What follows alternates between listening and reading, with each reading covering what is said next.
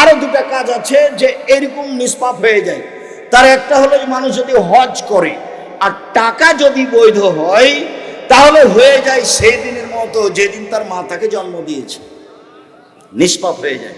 আর একটা আছে, সেটা হলো এই কেউ যদি অসুস্থ অবস্থায় বলে আলহামদুলিল্লাহ, আল্লাহ যেভাবে রাখে সেটাই আলহামদুলিল্লাহ, তাহলে লোকটা হয়ে যায় সেই দিনের মতো যেদিন তার মা তাকে জন্ম দিয়েছে, নিষ্পাপ হয়ে যায়। আর এখন যদি টাকা পয়সা থাকে আর যদি অসুখ বিসুখ হয়, তাহলে সিঙ্গাপুর বিমানের খোঁজ নাও। আব্বা কি বলেন? আমি আগে বিমান ঠিক করেছি আব্বা, চিন্তা করবেন না। আর আল্লাহ নবী বলছেন যে এই মহিলাটা জান্নাতে চলে গেছে। কেন? মহিলাটা এসে বলছে, আল্লাহ নবী আমার একটা অসুখ। কি অসুখ? মির্গি, আমি উল্টে পড়ে যাই আর আমি কাপড় খুলে দিই। তো বলছে যে তুমি যদি ধৈর্য ধারণ করো তো জান্নাত পাবা। আচ্ছা ঠিক আছে, ধৈর্য ধারণ করলাম। তো ওই যে কাপড় খুলে দিই, এটার জন্য একটু দোয়া করেন। আচ্ছা ঠিক আছে, দোয়া করে দিলাম, তুমি আর কাপড় খুলে ফেলবে না, বাস। ইবনে আব্বাস বলছেন যে শোনো শোনো, দুনিয়ার মানুষ যদি জান্নাতি মহিলা দেখতে চাও না, জান্নাতি মহিলা এই যে এই মহিলাটা জান্নাত। কেন? ওর ব্যাপার আল্লাহ নবী জান্নাতি ঘোষণা দিয়েছে। অসুখ বিসুখের উপরে ধৈর্য ধারণ করেছিল সেই জন্য। আর আপনার কি যে অবস্থা সিঙ্গাপুর, একটু ধৈর্য ধারণ করেন, অসুখ বিসুখ হলে ওইভাবে পাপ ঝরে যায়। কামারের কর্মকারের হাপড়ে লোহা দিয়ে, লোহার যেমন ময়লা ঝরে যায়, স্বর্ণ চাঁদি দিয়ে ওটাতে যখন আগুন ধরে যায়, তখন ওর গায়ে যত ময়লা আছে এটা যেইভাবে ঝরে যায়, অসুখ বিসুখ হলে মানুষের পাপ সেভাবে ঝরে যায়। এ কথা মুহাম্মদ সাল্লাল্লাহু আলাইহি ওয়াসাল্লাম বলেন, হাদিস বুখারী মুসলিম। বলছিলাম ওযু। আবু হুরায়রা রাদিয়াল্লাহু তাআলা আনহু বলেন, আল্লাহর নবী বলেছেন, ওযু করার সময় কেউ যদি মুখমণ্ডল ধোয়, তাহলে মুখমণ্ডলের যা পাপ হয়েছে এর মাধ্যমে, চোখ দিয়ে যত পাপ করেছে, কান দিয়ে যত পাপ করেছে, সব পাপ ধুয়ে যায়, মুছে যায় ওজুন পানির সাথে, নইলে শেষ ফোঁটার সাথে। আল্লাহর নবী বলেন, চোখের পাপ, চোখের জেনা হলো চোখ দিয়ে দেখা, কানের জেনা হলো কান দিয়ে শোনা, হাতের জেনা হচ্ছে হাত দিয়ে ধরা, পায়ের জেনা হচ্ছে এই পথে চলা, অন্তরের জেনা হচ্ছে পরিকল্পনা করা, মুখের জেনা হচ্ছে মুখ দিয়ে কথা বলা। তোমার মোবাইলের খবর তুমি জানো কতবার জেনার কথা বলেছ। তুমি মনে রেখো, সময় আর বেশি দিন নেই। তোমাকে আমি বলেছিলাম মেয়ের নামটা ভুলে যাও। মারিয়াম যেমন বলেছিল যে নাসিয়া মানসিয়া, আরে আমি জাতিকে কি দিয়ে বুঝাবো? আমি যখন সন্তান নিয়ে আসবো জনগণের কাছে, জনগণ তখন বলবে ছি ছি ছি ছি ছি, বাইতুল মুকাদ্দাসে ইবাদত করে মহিলা, ঘর ঝাড়ু দেয়, লোকে বলে ভালো, জেনা করেছে, দেখো না সন্তান। কিন্তু নাসিয়া মানসিয়া, আল্লাহ তুমি আমাকে এমন করে দাও, আমার কেউ যেন না জানে মারিয়াম কেটা। আমি এই অপমান রাখতে পারছি না। কি দিয়ে বোঝায়? যা হওয়ার তাই হলো। গ্রামে যখন বাচ্চা নিয়ে গেলাম, তখন গ্রামের লোকজন বলল ছি ছি ছি ছি ছি, বদ মহিলা, তোর মা তো ভালো, তোর বাপ তো ভালো, তুই এটা করলি। মুখখান বন্ধ রেখেছেন, বলছেন কোলে যে বাচ্চা আছে সেই বাচ্চার সাথে কথা বলেন, আমি বলতে পারছি না। তো বাচ্চা কথা বলবে মানে? কোলে বলছে আমি আব্দুল্লাহ, আমার নাম ঈসা, আমি নবী। সেটা মারিয়াম বুঝতে পারছিলেন যে মানুষে কি বলবে, তাই তিনি বললেন, আল্লাহ আমাকে একবারে নাসিয়া মানসিয়া করে দাও। এই ছেলে, নাসিয়া মানসিয়া মানে আমি যে মারিয়াম, এটা পৃথিবীর ইতিহাসে থাকবে না, কারোর মনে থাকবে না। তুমি মেয়েটার নাম্বার এভাবে ভুলে যাও, তুমি মেয়ে মানুষকে চিনো না। ও 36 কল্লা জানে, তোমাকে ডুবাবে, তোমার বাপকে ডুবাবে, তোমার বংশকে ডুবিয়ে যেদিন শেষ করবে সেদিন তোমাকে ছেড়ে দিবে। কেন? তোমার সামনে আমি কতদিন বললাম যে জুলাইখা সব দরজা বন্ধ করলো নিজে হাতে, সব দরজা বন্ধ করে বলছে ইউসুফকে, হেই তালাক, তুমি জেনায় লিপ্ত হও। আরে অবাক কথা। তখন ইউসুফ আলাইহিস সালাম বলছেন, মা জাব্বা, আমি আল্লাহর কাছে আশ্রয় চাচ্ছি, বলো কি তুমি, ইন্নাহু মাসায়া, তোমার স্বামী আমার মালিক, ও ভালো থাকতে দিয়েছে, ভালো খেতে দিয়েছে, আমি কেমনে অন্যায় করি? আমি অন্যায় করতে পারি না। তিনি আমাকে ভালো থাকতে দিয়েছেন, তিনি ভালো খেতে দিয়েছেন, আমি কেমনে অন্যায় করি? আমি করতে পারি না। আমি আল্লাহর কাছে আশ্রয় চাইলাম। এই বলে দিলেন দৌড়, সব দরজা খুলে গেল, একটা তিনি খুলে বের হননি। বাইরে বের হতে দেখে জুলাইখার স্বামী। জুলাইখার স্বামী দেখে জুলাইখা বলছে, এই লোক আপনার স্ত্রীর সাথে জেনা করতে চায়, তার কি শাস্তি হতে পারে? আরে আপনি কি বলবেন? আমি এদেশের সরকারের স্ত্রী জুলাইখা বলছি, একে যথাযথ পিটন দিতে হবে, নইলে জেলখানায় বন্দি করতে হবে। এই হলো মহিলা। দরজা তো ওই বন্ধ করেছে, জেনার জন্য তো ওই প্রস্তাব দিয়েছে, এখন তো বলছে যে একে পিটাতে হবে, জেলখানায় বন্দি করতে হবে। পাগল হয়েছ? একবারে আস্তাগফিরুল্লাহ ওয়া আতুবু ইলাইহি বলবে কান ধরে, জিন্দেগিতে যেন এই মহিলা তোমার নাম্বার খুঁজে না পায়। জীবনে একবারে তওবা করবে। আর কোন সময় যদি মোবাইল হাতে চলে আসে না, তখন তুমি লাফ দিয়ে ঘর থেকে বের হবে, নাউজুবিল্লাহি মিন যালিক, নাউজুবিল্লাহি মিন যালিক, নাউজুবিল্লাহি মিন যালিক। কেউ যদি কি হয়েছে কি হয়েছে আর বলেন আমি খুব বিপদে পড়েছি, তাই আল্লাহর কাছে আশ্রয় চাচ্ছি। খুব ভয়াবহ জিনিস মহিলা, খুব ভয়াবহ।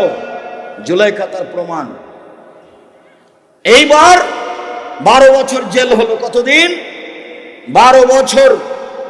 একদিন সরকারের পক্ষ থেকে ইউসুফকে ডাকা হলো। ইউসুফ আলাইহিস সালাম বললেন, জি না, জুলাইখাকে খোলা মাঠে ঘোষণা দিতে হবে আমি অন্যায় করেছি, ইউসুফ করেনি। যতদিন পর্যন্ত জুলাইখা জাতির সামনে খোলা মাঠে ঘোষণা না দিবে, ততদিন পর্যন্ত ইউসুফ জেল থেকে বের হবে না। মুহাম্মদ সাল্লাল্লাহু আলাইহি সাল্লাম বললেন, ইউসুফের ধৈর্য আমার চেয়ে বেশি, ইউসুফের ধৈর্য আমার চেয়ে বেশি। আমি যদি 12 বছর জেলে থাকতাম, সরকার যদি আমাকে বলতো বের হয়ে আসো, আমি তাড়াহুড়া করে বের হতাম। ইউসুফ বের হলেন না। ইউসুফ বললেন, জি না, সরকারের ডাকে ইউসুফ সাড়া দেবে না যতক্ষণ পর্যন্ত জুলাইখা জাতির সামনে ঘোষণা না দিয়েছে অন্যায় আমি করেছি, জুলাইখা আমি করেছি, ইউসুফ করেনি। ততদিন পর্যন্ত আমি জেলখানায় বের হব না। তার নাম ইউসুফ আর এর নাম জুলাইখা। বলছিলাম, কান দিয়ে যত পাপ করেছেন আর ওই ইয়ারফোন কানে লাগাবেন না। এই ছেলে, তুমি শিক্ষিত ছেলে, তোমার যে অবস্থা, তোমার আরেকজন শিক্ষিত ছেলে যদি বুঝতে পারে, তাহলে বলবো তুই একটা পচা ছেলে, শর্ত তোর সাথে থাকবই না, তুই একটা বদ, তুই দিন রাত তুই মোবাইলে প্রেমের গান শুনিস, তোর কানে ইয়ারফোন লাগাই থাকে। কে বলেছে তুমি শিক্ষিত? ভুল। তাহলে তো তুমি হেডমাস্টারের মতোই হলে। হেডমাস্টার ইট সিমেন্ট দিয়ে খাম্বা বানালছে, দিয়ে বলছে এটা শহীদ। বলো তো এটা কি? বলছে আপনারা 15 বছর পরে মুখ খুললো নাকি? বলে জি হ্যাঁ, 15 বছর পরে মুখ খুললো। হ্যাঁ, কথা তো ঠিকই। আমিও মূর্তির পাশ দিয়ে হাঁটতাম আর মনে মনে বলতাম, মূর্তি কি ভাঙবে? কেউ কি ভাঙতে পারবে না? কেউ যদি না ভাঙতে পারে, ঈসা আলাইহিস সালাম যেদিন আসবেন সেদিন আর থাকবে না। সেদিন মূর্তি থাকবে না, উঁচু কবর থাকবে না, সোর শুকুর থাকবে না। সোর শুকুর সব মেরে ফেলবেন, সব উঁচু কবর ভেঙে ফেলে দিবেন। সেদিন শাহজালাল সিলেটির কবর রক্ষা করার কোনো পথঘাট থাকবে না। আজ থাকতে পারে, ক্ষমতা আছে, ডান্ডা আছে, সেদিন ঈসা আলাইহিস সালামের সামনে কেউ দাঁড়াতে পারবে না। মূর্তি তো প্রশ্নই আসে না। কিভাবে কিভাবে হঠাৎ করে এভাবে ভেঙে গেল? তাই 15 বছর পরে, 14 বছর পরে বললাম ছবি ও মূর্তি। আবার আপনার সামনে বলবো ইনশাআল্লাহ 7-8। রাসূল সাল্লাল্লাহু আলাইহি ওয়াসাল্লাম বললেন, যখন মানুষ হাত ধৌত করে তখন 2 হাতে যা পাপ হয়েছে ঝরে যায়। যখন মানুষ পা ধৌত করে 2 পায়ে যা পাপ হয়েছে সব ঝরে যায়। এবার লোকটা মসজিদের দিকে যাচ্ছে, খারাজানি জুনুবে নাকিয়ান মিনাজ জুনুবে, লোকটা পাপ থেকে নিষ্পাপ হয়ে গেছে, তার পাপ নাই। এখন সালাত কি হবে? সালাত নফল হয়ে যাবে, ওর জন্য মান বেড়ে যাবে। এখন সালাত কি হবে? সালাত তার জন্য নফল হয়ে যাবে, মান বেড়ে যাবে। সালাত দিয়ে পাপ মিটতো? তো পাপই তো নেই। সব পাপ কিভাবে চলে গেছে? অজু করে চলে গেছে। রাসূল সাল্লাল্লাহু আলাইহি ওয়াসাল্লাম বললেন, আল উযু ইয়াহদিমু আল উযু ইকাফিরু মা কানা ক্বাবলাহু, অজু অতীতের সব পাপকে ঝরিয়ে দেয়, আর লোকটা নিষ্পাপ হয়, তখন সালাত তার জন্য নফল হয়ে যায়। একদা আল্লাহর নবী কবরের পাশে গেলেন, বললেন, আসসালামু আলাইকুম দারাল মুমিনিনা ইনশাআল্লাহ বিকুম লাহিকুনা, ও মুমিনের কবরবাসী, তোমাদের উপরে শান্তি হোক, আমি তোমাদের সাথে সাক্ষাৎ করব। ওয়াইনি আরা অদেত্ত আরানি খরানা, আমি আমার ভাইদের সাথে সাক্ষাৎ করা ভালোবাসি। সাহাবীগণ বাক্য শুনেই চট করে বললেন, আওয়া নাসলা ইখওয়ানুকা, আমরা আপনার ভাই নই, কবরে আছে ওরা ভাই মানে আমরা ভাই নই। তখন আল্লাহ রাসূল বললেন, আনতুম আসহাবি, তোমরা আমার সঙ্গী সাথী। ও ইখওয়ানুনা, আমাদের ভাই, আমার ভাই, আল্লাযিনা লাম ইয়াতু বাদু, যারা এখনো আসেনি তারা আমার ভাই। আমরা হচ্ছি মুহাম্মদ সাল্লাল্লাহু আলাইহি সাল্লামের ভাই। সাথে যারা ছিলেন তারা ছিলেন সঙ্গী, সাথে যারা ছিলেন তারা হলেন সঙ্গী, আমরা হলাম ভাই। একজন সাহাবী বলেন, কাইফা তারিফু, আপনি কি দিয়ে চিনবেন ওরা আপনার ভাই? আপনি কি দিয়ে চিনবেন ওরা আপনার ভাই? ওরা তো আসেনি। তখন আল্লাহ বললেন, শোনো,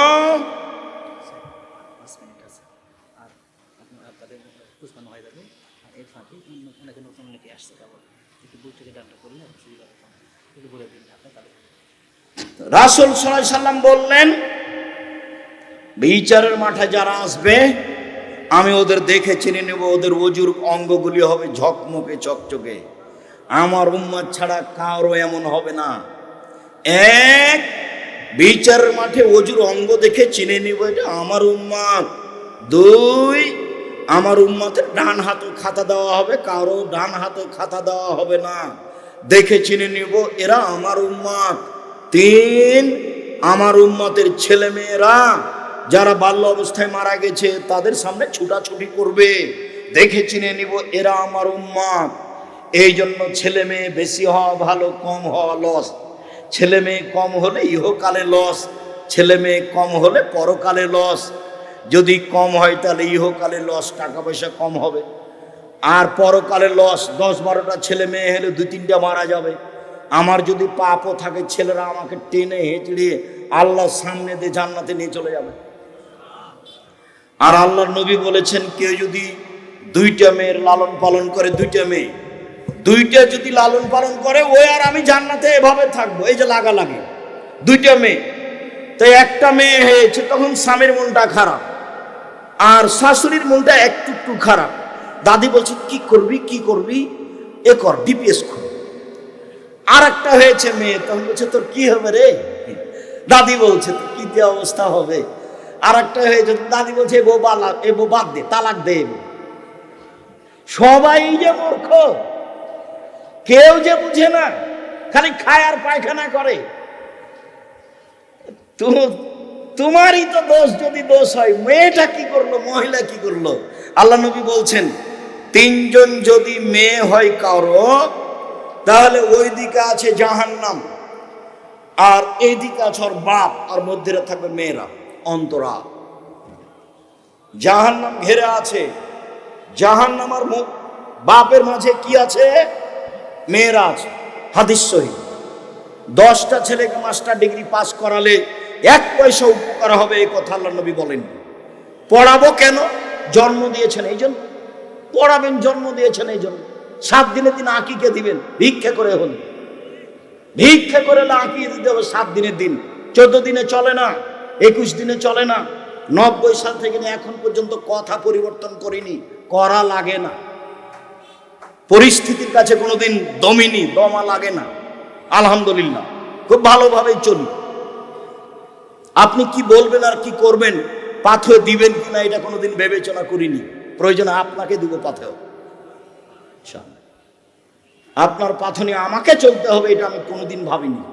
যার কারণে আমি কোনোদিন দমিনি। 7 দিনের দিনই আকিকা দিতে হবে, ভিক্ষা করে দিতে হবে। ওর বাপের জিম্মেদারি, জন্ম দিয়েছে তাই আকিকা দিবে। কানা ছাগল দিবে, কানা খোড়া, 2 টাকা দামে।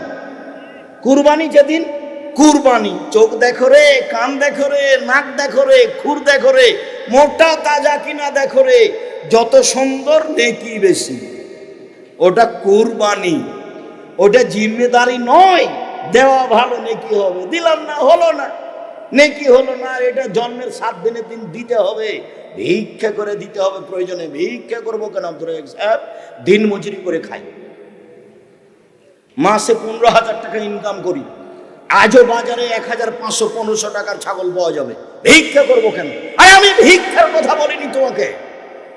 তোমার বাপ জমিদার, জমিদারি দিয়ে দামি 2টা খাসি নিয়ে আসো না, জনগণকে দাওয়াত দাও না, আকিকার দাওয়াত দাও।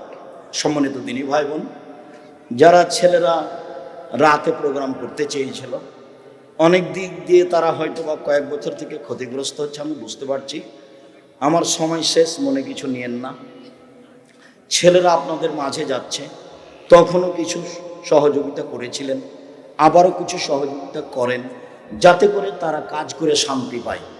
আমি আমার উপস্থিত দিনী ভাই বোনকে আন্তরিকভাবে আজকের বৈঠকে সহযোগিতা করার অনুরোধ জানিয়ে, ভালোভাবে অজু করে এই নেকি অর্জন করার অনুরোধ জানিয়ে 7-8 সামনে বৃহস্পতিবার, শুক্রবার সবাই মিলে উপস্থিত হয়ে সম্মেলনকে সাফল্য করার অনুরোধ জানিয়ে আলোচনা শেষ করছি।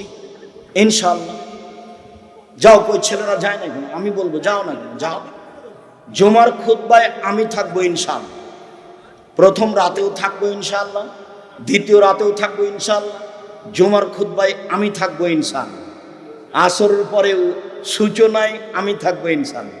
আমি আপনাদের খুব কাছের মানুষ, আমি আপনাকে যতই শক্ত করে বলি, আপনার সাথে আমার আন্তরিকতার অভাব নেই। আপনাকে আমি ভালোবাসি। সবার কল্যাণ কামনা করে সহযোগিতার অনুরোধ জানিয়ে কথা এখানে শেষ করলাম। আরও আলেম ওলামা আছেন, আব্দুর রহিম আসছে, যার কথা একটু আগে বলছিলাম, আর গোলাম রব্বানি এসেছে, ভালো কথা বলতে পারে। ধারাবাহিকভাবে আলোচনা চলবে, আপনারা থাকেন, একটু কষ্ট হলেও। আমি আপনাদের সকলের কল্যাণ কামনা করে কথা এখানে শেষ করলাম। সুবহানাকা আল্লাহুম্মা ওয়া বিহামদিকা আশহাদু আল্লা ইলাহা ইল্লা আনতা আস্তাগফিরুকা ওয়া আতুবু ইলাইক। আসসালামু আলাইকুম।